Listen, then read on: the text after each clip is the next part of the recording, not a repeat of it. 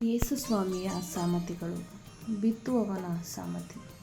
ಮತ್ತಾಯ 13ನೇ ಅಧ್ಯಾಯ 1-9 ಆ ಕಾಲದಲ್ಲಿ ಯೇಸುಸ್ವಾಮಿ ಮನೆಯಿಂದ ಹೊರಟು ಸರೋವರದ ತೀರದಲ್ಲಿ ಕುಳಿತರು. ಜನರು ತಂಡೋಪತಂಡವಾಗಿ ಕೂಡಿ ಬಂದುದರಿಂದ ದೋಣಿ ಹತ್ತಿ ಕುಳಿತುಕೊಳ್ಳಬೇಕಾಯಿತು. ಜನರು ದಡದಲ್ಲೇ ನಿಂತರು. ಆಗ ಯೇಸು ಅವರಿಗೆ ಅನೇಕ ವಿಷಯಗಳನ್ನು ಸಾಮರ್ಥ್ಯದ ರೂಪದಲ್ಲಿ ಹೇಳಿದರು. ಒಬ್ಬ ರೈತ ಬಿತ್ತುವುದಕ್ಕೆ ಹೋದ. ಬಿತ್ತನೆ ಮಾಡುತ್ತಿದ್ದಾಗ ಕೆಲವು ಬೀಜಗಳು ಕಾಲ್ದಾರಿಯಲ್ಲಿ ಬಿದ್ದವು. ಬಿದ್ದದ್ದೇ ಹಕ್ಕಿಗಳು ಬಂದು ಆ ಬೀಜವನ್ನು ತಿಂದುಬಿಟ್ಟವು.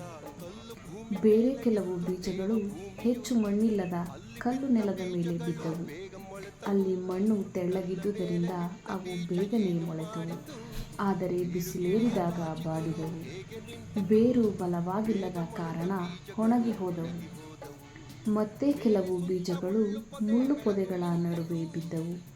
ಆ ಪೊದೆಗಳು ಸಸ್ಯಗಳ ಸಮೇತ ಬೆಳೆದು ಅವುಗಳನ್ನು ಅಡಗಿಸಿಬಿಟ್ಟವು. ಇನ್ನೂ ಕೆಲವು ಬೀಜಗಳು ಹದವಾದ ಭೂಮಿಯಲ್ಲಿ ಬಿದ್ದವು. ಅವು ಮೊಳೆತು ಬೆಳೆದು ತೆನೆ ಬಿಟ್ಟವು. ಕೆಲವು 100ರಷ್ಟು, ಮತ್ತೆ ಕೆಲವು 60ರಷ್ಟು, ಇನ್ನೂ ಕೆಲವು 30ರಷ್ಟು ಫಸಲನ್ನು ಕೊಟ್ಟವು. ಕೇಳಲು ಕಿವಿಯುಳ್ಳವನು ಕೇಳಿಸಿಕೊಳ್ಳಲಿ ಎಂದು ಒತ್ತಿ ಹೇಳಿದರು.